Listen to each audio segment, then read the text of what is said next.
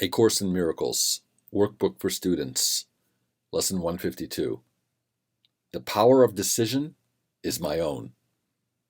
No one can suffer loss unless it be his own decision. No one suffers pain except his choice elects this state for him. No one can grieve, nor fear, nor think him sick unless these are the outcomes that he wants. And no one dies without his own consent. Nothing occurs but represents your wish, and nothing is omitted that you choose. Here is your world, complete in all details. Here is its whole reality for you, and it is only here salvation is. You may believe that this position is extreme and too inclusive to be true. Yet can truth have exceptions? If you have the gift of everything, can loss be real? Can pain be part of peace, or grief of joy? Can fear and sickness enter in a mind where love and perfect holiness abide? Truth must be all-inclusive if it be the truth at all.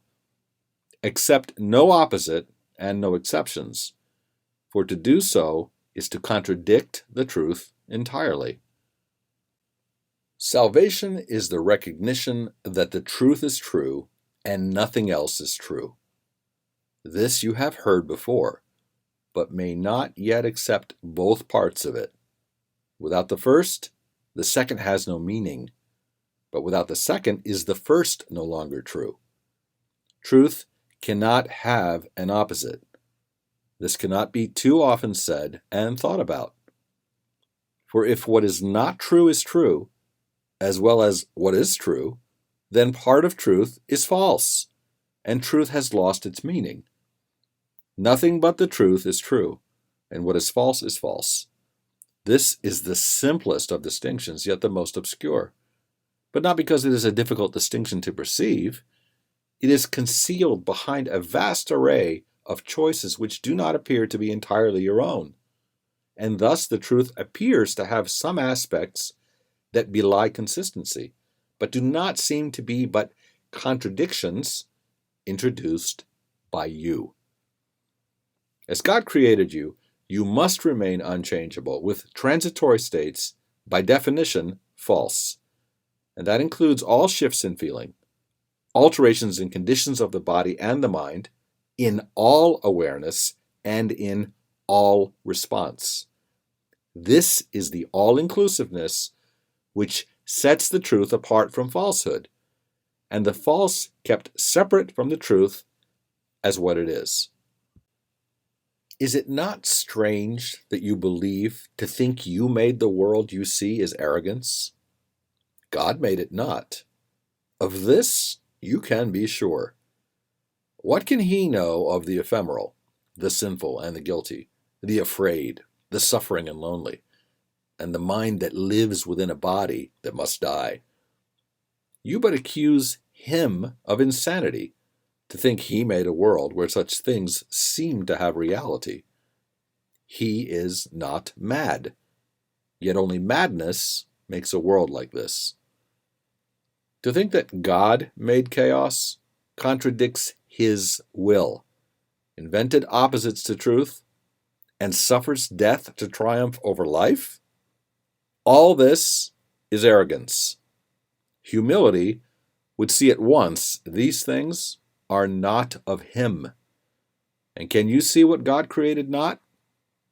To think you can is merely to believe you can perceive what God willed not to be. And what could be more arrogant than this? Let us today be truly humble and accept what we have made as what it is. The power of decision is our own. Decide but to accept your rightful place as co-creator of the universe, and all you think you made will disappear. What rises to awareness then will be all that there ever was, eternally as it is now. And it will take the place of self-deceptions made but to usurp the altar to the Father and the Son. Today we practice true humility, abandoning the false pretense by which the ego seeks to prove it arrogant. Only the ego can be arrogant. But truth is humble in acknowledging its mightiness, its changelessness, and its eternal wholeness, all-encompassing, God's perfect gift to His beloved Son. We lay aside the arrogance which says that we are sinners, guilty and afraid, ashamed of what we are, and we lift our hearts in true humility instead to Him who has created us immaculate, like to Himself in power and in love. The power of decision is our own, and we accept of Him that which we are and humbly recognize the Son of God. To recognize God's Son implies as well that all self-concepts have been laid aside and recognized as false.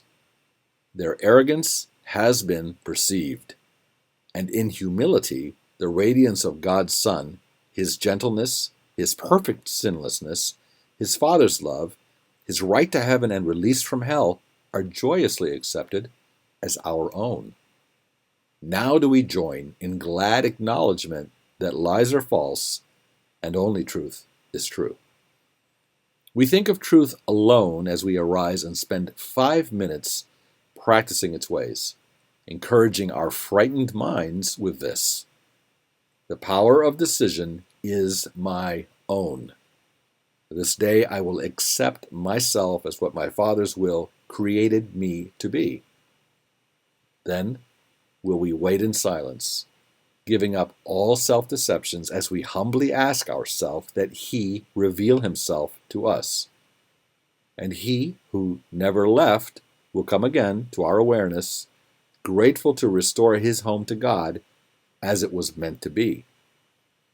In patience, wait for Him throughout the day and hourly invite Him with the words with which the day began, concluding it with this same invitation to yourself.